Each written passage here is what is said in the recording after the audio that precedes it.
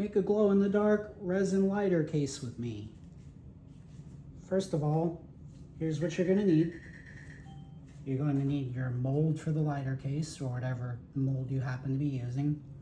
You're going to need a beaker, something to stir with, something to cover your working surface. You're going to need your epoxy part A and B, and you're going to need your glitter or whatever coloring you're using. Make sure that you also have a kitchen scale and gloves. Trust me guys, you really need gloves to work with this stuff. It's terrible. And make sure you put something down on the surface too. You really don't want to get this stuff on you. Now, I've found that the easiest way to measure my epoxy resin is by weight, because it's the most accurate. You can eyeball it if you like, but look, even doing it by weight, my bottles are still uneven. So it's very hard to eyeball. You're gonna wanna weigh it out. So I'm gonna weigh out equal parts 50 part A, 50% part B. Make sure when weighing out your resin that you put the same cap on the same bottle, or you'll accidentally put the wrong cap on and you won't be able to open it. Always pour super slowly when working with resin, and be careful not to breathe this stuff in. It's toxic. So I pour very slowly so that my scale can keep up. Once you have your part A and your part B thoroughly weighed out, you can either mix first or you can add your color next. I like to add my color before mixing. If you're anything like me, you'll find that you need way more glitter than you thought you needed. Next, you're gonna stir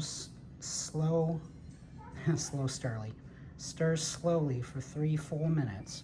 You don't want to add air bubbles to the mixture, so that's why you have to stir really slow. Like really slow.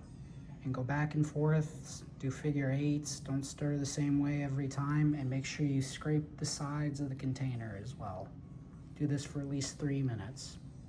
Remember, slow. Once you've thoroughly stirred your mixture for a minimum of 3 minutes, you can let it stand, or, well, it doesn't stand because it's not alive. You can let it sit and rest for 5 to 10 minutes if you'd like, to let the air bubbles rise to the surface. After you've poured it into the mold, if there's any air bubbles that rise, you could pop them with a toothpick, or you could use a heat gun really quickly over the surface to break the bubbles.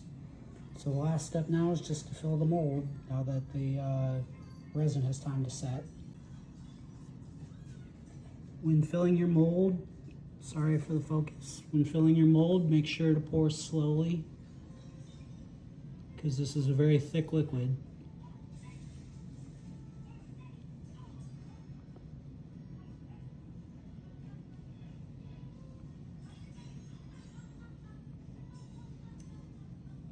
The resin actually shrinks ever so slightly as it hardens, like 1 to 2%. So it's also a good idea, if when you fill the mold, to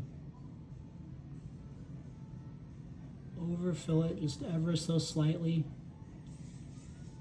because I've had times where I filled the mold just to the top, and when it shrank ever so slightly, it constricted enough that the layer for the bottom of the lighter was too thin, and I was just able to poke a hole through it. So I always add a little extra on the top so that when it shrinks, it's not too small. That's how you make a glow-in-the-dark resin lighter case.